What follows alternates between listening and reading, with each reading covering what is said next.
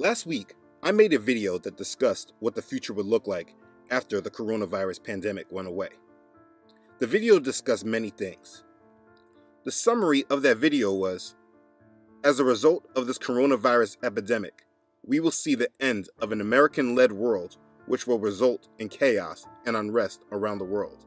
That will drive the need for a full authoritarian world government that rules through a new digital age, where our money, identification, medical records and overall health, our shopping habits and social interactions, and everything else are all tracked and monitored. And all of the details that surrounded it was how I perceived the future from my vantage point. Now, the information in that video could be perceived as a little intense. I read a lot of comments that said that the information scared them, or many asked what they should do because they were not going to take the vaccine and RFID chip. Many comments like that. And I do understand how this future could provoke feelings of fear and worry, and that is never my intention. This world aggressively works in a manner to deceive and distract us, to keep us following their path until we head off the cliff. My desire is that there is a sound perspective so that proper decisions can be made and proper preparations can be done. It's not about fear, but preparation. And I'm not talking about physical preparation. I didn't make that video so people can go find bunkers and stock up on guns and ammo. Absolutely not. It's more about a mental preparation, getting our mental and spiritual minds right. I truly do understand how difficult the times that we are in are. I have been expecting this new world order for a long time now. And for even me, as these events start unfolding, I'm filled with massive thoughts. They are not often about myself, because I can stand on my convictions, but thinking about everyone else, not wanting my children to go through this, and hoping, if I'm not around, they are strong enough to reject the direction of this world. Worrying about family and friends, hoping many of them wake up from their slumber and choose what is important. Worrying about many of you, and praying that you all have the strength to choose our Father more than this world. And so these times require a lot of prayer, a lot of fasting, a lot of rebuking the devil, a lot of strength. There needs to be a certain mindset within all of us believers of the way. And what I want to do is do my part in providing some perspective for you to think on, so that you can be better prepared to deal with the times and trials that are ahead. Let's begin. So for me, what I want to be able to tell you is don't worry, because before all these things happen, we all will be raptured and we will escape all these trials. This is what I want to tell you. Just believe in our Savior, Yahshua HaMashiach, and you will escape all of this coming future. But the challenge for me is making sure I'm not teaching false doctrine or applying the scriptures incorrectly. The doctrine surrounding the rapture is quite controversial. I get it. Some people believe in it, others do not. Please do not waste time in the comments debating this. I've made a video discussing this topic for those that still might not understand what the rapture of the church is. Now, do I believe in the rapture? Yes, I do. I believe that what is coming is all about Yah's wrath, and his true children are not appointed to his wrath. I believe his word when Yahshua prophesies to the church of Philadelphia in Revelation chapter 3 verse 10, that because you have kept my command to persevere, I also will keep you from the hour of trial which shall come upon the whole world, to test those who dwell on the earth. I believe this, and so this is a hope that I have in my heart, that as a follower of Yahshua, that myself and all other believers who are found to be in the Church of Philadelphia will not be here for the evil times that are ahead. I'm being very transparent with you. And though many people come against me for believing this, it doesn't change my desire for this. So I do hope that the doctrine of the rapture is sound. But here's the thing. What if I'm wrong? What if the rapture is mid-tribulation or post-tribulation, and I have brought you with a false hope that did not build enough strength in you to deal with the evils of the world during the worst period of time in history? No man knows the day nor hour. And also, why should I assume that the world financial collapse automatically coincides with the rapture? I shouldn't. What I'm trying to say is, I'm not telling you not to worry because you will be raptured. I'm not saying you will not come across struggle or tribulation. As a believer in Messiah, your expectation should be that you will come across struggle and tribulation. The whole direction of this world is about leading the world into worldwide worship and control of the devil, where the world places its trust and hope in Satan and rejects the Most High. They reject his plan of redemption through Yahshua. Anybody that accepts the Most High's plan of salvation should expect tribulation. You are moving in complete opposition to the direction of the world. You are swimming against the currents, and you should understand how hard that can be if you're trying to move forward. In John chapter 15, verse 18 through 20, Yahshua says, "If the world hates you, you know that it hated me before it hated you. If you were of the world would love its own. Yet because you are not of the world, but I chose you out of the world, therefore the world hates you. Remember the word that I said to you, a servant is not greater than his master. If they persecuted me, they will also persecute you. If they kept my word, they will keep yours also." A problem that we face is that the Christianity of today does not necessarily promote proper expectations for disciples. This is a problem because when a believer finally makes the right choice in their belief, they do not fully understand the fight they are engaging in, and therefore does not build their strength enough to engage properly with this world. What I'm trying to tell you is that whether you believe in the rapture or not is your choice. I don't believe that believing in the rapture doctrine or not is a salvation issue, but I would not solely be preparing for the rapture. What that can do is reduce your mental mindset that you may need to fight against the tribulation that is coming. What I recommend is that your focus is on being a true follower of our Messiah. Focus on entering through the narrow gate that few find, and not going through the broad gate that many are trying to enter in through. That's found in Matthew chapter 7, verse 13 and 14. I would focus on strengthening your relationship with him, following his ways and commands. The only way you will know his ways and commands is if you feed off his word as your daily bread. I truly believe his word and promise that because we have kept his command to persevere, he also will keep us from the hour of trial which shall come upon the whole world to test those who dwell on the earth. Regardless of how that actually looks and transpires, I am completely assured that his word is true, and those who have developed a strong relationship and dependence on him, those who have kept his command to persevere, will be protected. So if you are asking what you should do to avoid this future, your only answer is surrendering to the will of the Most High. Focus on relationship and not religion. Focus on being obedient to him. Focus on forsaking the ways of this world. Focus on eliminating idols. Focus on being the righteousness of Elohim. Focus on belief in his Son whom he sent. Understand Yahshua and follow him. He speaks on many things and tells us what he desires from us. But we must take the time to get to know him and commit to him. This is your only answer. And the good news is that if you do this, you truly have nothing to fear or worry about. Strive to be like the early church that were considered outlaws for believing in Yahshua and forsaking the Roman ways. They were severely persecuted, but their faith made them understand that it was bigger than them. And if it wasn't for them dealing with the persecution and persevering, we might not know the gospel today. Because Rome aggressively tried to squash the belief. But the harder Rome got, the stronger the church became. And the rest is history. You must be willing to lose everything and bear your cross. The devil has successfully got many of us attached to a world that is about material possessions and status, desiring a comfortable life where we can do what we want, when we want, how we want. And he has put this life in our hands so much that we will do whatever we can to preserve it. Reject that mentality. You must be willing to lose everything and follow our Savior. So what I'm saying to you is that you must commit to him. Now, here's the challenge. For many that have been working on their relationship with him for a long period of time, this task may not be as difficult for you. You have been working on your relationship with him and have been learning to hear his voice and trust in him for a long time. Like for me, there was a long process of hearing his voice and then trusting in him.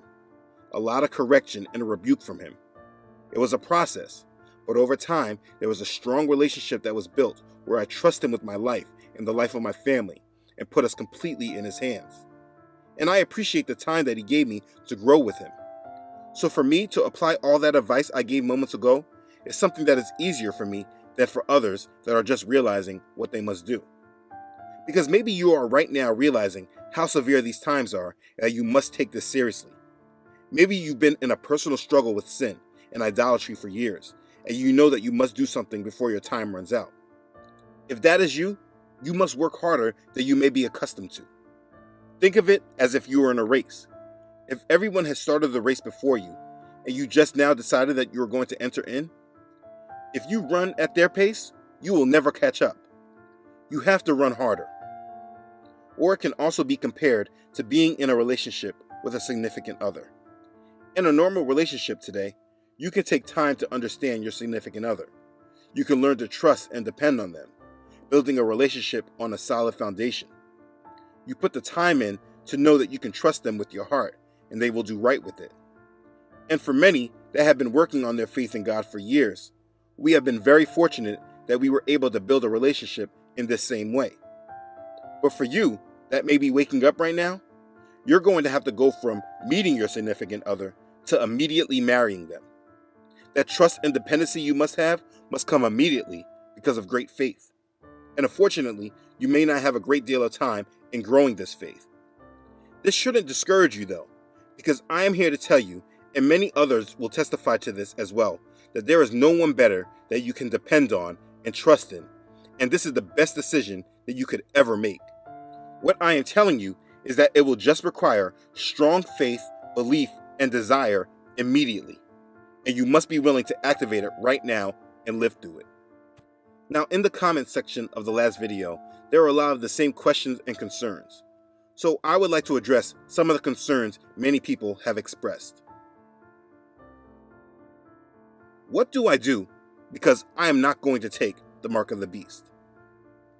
So listen, as a believer in the end times, you must make tough decisions. There are many that see the direction that these current events are leading us, and they know that they will not be taking the vaccine or RFID chip no matter what.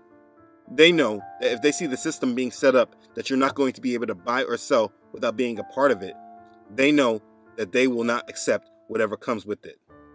And it's easy to say that now, but unfortunately, when the time comes, it may not be that easy. So now that we've talked about the faith that is required and the focus on your relationship with Him that must be established, let's talk more about the mindset. Not accepting the mark of the beast means that you will not be entering into their new world order. Like Revelation chapter 13 says, no man may buy or sell except those who have the mark of the beast. So as we start seeing this system come together and we see the mechanisms for this prophecy to come into reality, those that choose not to accept the mark of the beast will be outcasts of this world. You must understand that. We will not be able to use the system for anything. And for many of us, myself included, because we can't live off the land, it may be a matter of survival. So if I am in this situation, there must be a mindset that I hold. And that mindset is that this system is not my source. I will trust and rest on my Father in heaven. And whatever His will for my life is, I surrender to it. And this is the mindset you must start to hold now. Build yourself in that understanding now. Because when you become weak and hungry, fear and desperation and a lack of faith will try to sneak its way in and give you a false feeling that make you choose the mark for the peace and safety of this world. Now, what also must happen is that believers all around the world will be forced underground. Not literally underground, or maybe for some, but is moving under the system. What we must do today is start preparing and building these underground communities in the present. Communities completely off the grid. We will have to barter with one another and work together. This must be something that is set up all around the world. Those that do not take the mark of the beast will be labeled a danger to society and will be sent to camps, and the Antichrist will seek to kill and destroy all that he gets his hands on. The book of Revelation assures us that there will be many that did not take the mark and those that died for the faith. Rapture or no rapture, for those of us who persevere, that do not take His mark and are persecuted for our stance in our faith, His word assures us greatness, that if we keep His promise in our minds, it will make going through the difficult times ahead easier to understand and deal with. Revelation chapter 20, verses 4 through 6 says, "And I saw thrones, and they sat on them, and judgment was committed to them. Then I saw the souls of those who had been beheaded for their witness to Yahshua and for the word of Elohim, who had not worshipped the beast or his image, and had not received his mark on their foreheads or on their hands. And they lived and reigned with Messiah for 1,000 years. But the rest of the dead did not live again until the 1,000 years were finished. This is the first resurrection. Blessed and holy is he who has part in the first resurrection. Over such the second death has no power, but they shall be priests of Elohim and of Messiah, and shall reign with him 1,000 years. Remember these scriptures, because there is an ultimate promise to those of us who stand strong in the tribulation, those who do not bear the mark of the beast and who stayed faithful to Messiah. These tribulation saints, though they are persecuted, many beheaded, will reign with Yahshua for his 1,000-year millennial kingdom and will be his priest. I really want everyone to really sit and think about how awesome our Elohim really is. Think about that we know that we are in the end times, and think that how possible it is that these scriptures were written about you, that you are actually living out these end time prophecies, and you are actually the physical representation of these biblical prophecies that were made 2,000 years ago. It's completely wonderful, awesome to know our place in the world. This promise is the first resurrection. This is a glorious promise, and it should be something that is at the mind of all believers during the end times that know the future and persecution that awaits them. In these days ahead, your mindset must be one of strength and perseverance, one of service to the Most High. What if you're forced or deceived into taking the mark of the beast? Basically, I guess the question is, what if you're held down against your will and forced to receive the mark of the beast? Now, I obviously don't know the future, but nothing in Scripture says that the mark of the beast is something that is forced. The mark of the beast is like a pledge that you trust Satan to protect you and keep you. You're bearing his mark. You're trusting Satan more than you do the Most High.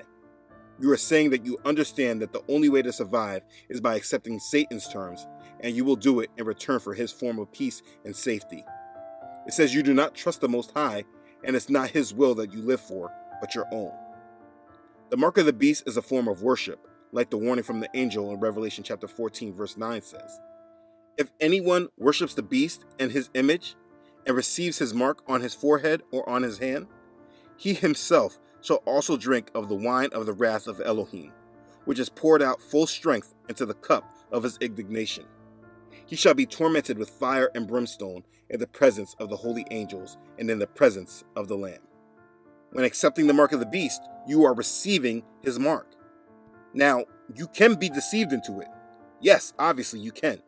I believe that the majority of the world will be. I mean, it's not like it's going to be labeled as the mark of the beast. It's not like it's going to say, take this pledge of loyalty to Lucifer. No, it's just like how we are today.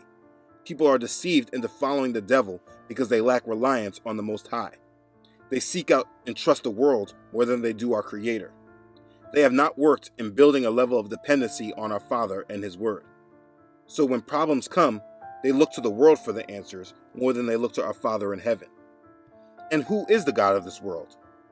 2 Corinthians chapter 4, verses 3 and 4 says, But if our gospel be hid, it is hid to them that are lost, in whom the God of this world hath blinded the minds of them which believe not, lest the light of this glorious gospel of Messiah, who is the image of Elohim, should shine unto them. That's why it is important to learn to put your trust and dependency on him now. So when things are rough, you are already built up strong enough to depend on him rather than trusting the world. You are going to have to make the choice. Do I trust the Most High and His Word, or do I trust the world system and government leaders? This will be a decision you will have to make for yourself. You may be pressed to take it, and they may make it mandatory, but resisting it at all costs is what is required. I'm not really scared for myself, but for my children. What should I do? I can't really answer this question and tell you what happens for our young children. As far as I can see, there's not a lot of answers in the prophecies about what happens to our children. Again, going back to how I started this video, this is one reason why I hope for the rapture, because I do have young children. But rapture or no rapture, the only thing that we can control is ourselves, in how we take care of our children. The same thing that applies to us not being a part of society will apply to our children as well. What we must do is continue to raise our children up in the knowledge of our Father. Do not hide the truth from them, but raise them up to understand the Word of God and to make sure that they choose our Father. If this issue concerns you, pray about it and ask Father for the peace and strength to get through it. Keep your family close with you. Don't focus so much of yourself as a believer and forget about them. They need to know about our Father just as much as you do. Teach them and help them establish their own relationship with our Father. What do I do about my family and friends that do not believe? Pray for them. Continuously pray for them. Yah does answer prayers. I've seen this with my own eyes. There are many people that I prayed for that eventually have had change of hearts. Just because they are not in sound mind today does not mean that they can't be tomorrow. You must pray for them, and when you are with them, be consistent. You can either drive them closer or push them away from Him. Now, the unfortunate truth is that everyone will not come around. Some people have bogged their life down in sin and have completely decided to turn their back away from belief in Yahshua. They have an antichrist spirit that needs to be cast down, but if they are holding on to the spirit, they are blocking the power of God to work in them. You can't save everyone, but that doesn't mean that you can't try. For those that seem far off, just pray for them continuously. Just know that as the end times come, and if these people take the mark of the beast, there is nothing else you can do for them. There will be a time when you must separate completely from them. The answer to this concern is, pray for them and be a light in the darkness for them. I think these were some of the main questions that I saw in the comments. I have also made a video that may help you if you fear the end times. Please watch it. This video may help give you more courage and strength. I know these times that are approaching can bring a lot of different emotions, and most of them are negative. But change your approach to this, because for believers, this is not a negative thing. If you believe in Yahshua the Messiah, then you are the righteousness of Elohim. You are on the winning side of this. If you have fear, then know that this is Satan talking to you, and you must rebuke him in the name of Yahshua. Remember the words of the Apostle Paul to Timothy and apply it to yourself. For Elohim has not given us a spirit of fear, but of power and of love and of a sound mind. Therefore, do not be ashamed of the testimony of our Master, nor of me his prisoner, but share with me in the sufferings for the gospel, according to the power of Elohim. That's 2 Timothy chapter 1, verses 7 and 8. In John chapter 14, verse 27, Yahshua said, "Peace I leave with you, my peace I give to you. Not as the world gives, do I give to you. Let not your heart be troubled, neither let it be afraid." You see, he has given us his peace, but if you do not allow yourself to rest in it, fear and doubt will overcome you. This change in the world is all about him. You obviously recognize that, which is why you are refusing to take the mark of the beast. Knowing that this is all about him, it doesn't make any sense to take your eyes off of him, to not trust him. He is our refuge. He will get us through whatever comes our way. And whatever comes our way, if it seems severe, he will give us the peace to deal with it. It all depends on you and how much you have surrendered to him. If you are still holding back from him, I understand why you may be scared. Stop holding back from him. Let the words of the Apostle Peter rest with you. But even if you should suffer for righteousness' sake, you are blessed. And do not be afraid of their threats, nor be troubled. But sanctify Yahweh Elohim in your hearts, and always be ready to give a defense to everyone who asks you a reason for the hope that is in you, with meekness and fear. Having a good conscience, that when they defame you as evildoers, those who revile your good conduct in Messiah may be ashamed. For it is better, if it is the will of Elohim, to suffer for doing good than for doing evil. That's 1 Peter chapter 3, verses 14 through 17. Yes, we are in the end times. Yes, our faith will be tested, and strength will be required very much so. You will be fine if you keep your faith in him. Keep your faith and trust in the Most High. Do not fear those who can kill the body, but cannot kill the soul, but rather fear him who is able to destroy both soul and body in hell. That's Matthew chapter 10, verse 28. Your faith and trust will be rewarded. Keep your eyes always fixed upon him. Rebuke the devil when fear comes upon you. Continue to be a steward of his kingdom today. Spread the good news. Fight the good fight. Make our Father's will your priority. Yes, the world hates us, and it will get worse. But stand firm on the winning side and continue to live victoriously. You are the righteousness of God. Be blessed. Okay, thanks again for watching. If this has blessed you, please make sure to like it and share it with others. If you haven't done so already, please make sure you subscribe to this channel. Elohim willing, I upload every Friday. Don't forget to follow this ministry on Facebook and Instagram, as well as on my website, truthunedited.com. As always, I'd like to thank all for the outpouring of love and support. Thank you to those who have donated to this ministry. You are sincerely a blessing and truly bless this ministry. I'm humbled by your support and I'm very thankful for you. You know who you are. I sincerely thank you. Be blessed. Okay, thanks again everyone for watching. Make our Creator, the Most High, the priority right now. Be ready and be blessed. I love you all.